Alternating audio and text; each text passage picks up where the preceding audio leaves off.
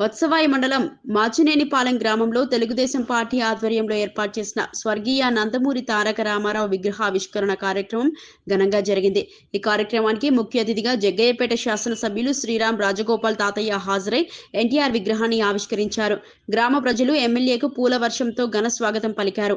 అనంతరం పల్లె పండుగ 2.0 కార్యక్రమంలో భాగంగా గ్రామ అభివృద్ధికి నిదర్శనంగా సుమారు 20 లక్షల రూపాయల వ్యయంతో నిర్మించనున్న సీసీ రోడ్డుకు ఎమ్మెల్యే శంకుస్థాపన చేశారు. గ్రామంలో ర్యాలీగా సాగిన అనంతరం అన్నదాన కార్యక్రమాన్ని ప్రారంభించి గ్రామస్తులతో కలిసి భోజనం చేశారు.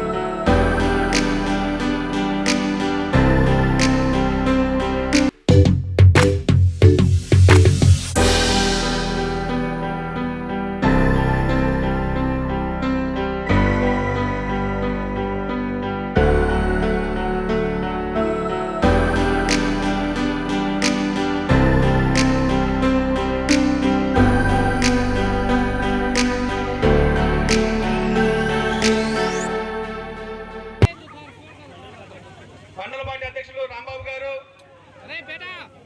మరి ఎంపీటీసీ సభ్యులు వల్ల వెంకటేశ్వర గారు, విగ్రహదాత అదేవిధంగా సజ్జ అజయ్ గారు ఈ కార్యక్రమానికి అతిథిగా ఆహ్వానించబడి గ్రామ పార్టీ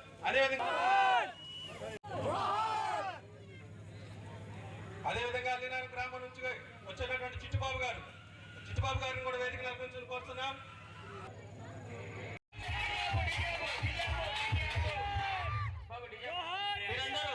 మన గాంధీ సెంటర్ లో అన్న ఎన్టీఆర్ విగ్రహం వర్ధిల్లాలి తాతయ్య గారి నాయకత్వం, వర్ధిల్లాలి తాతయ్య గారి నాయకత్వం. ఈరోజు ప్రత్యేక హైదరాబాద్లో సోదరి అంటే ఇంట్లో పేరెంటానికి శుభ్రంగా చక్కగా పూలంకరించుకొని చక్కగా తయారు మేరీ మొదలై మంచి తయారు చేయించుకోవాలి.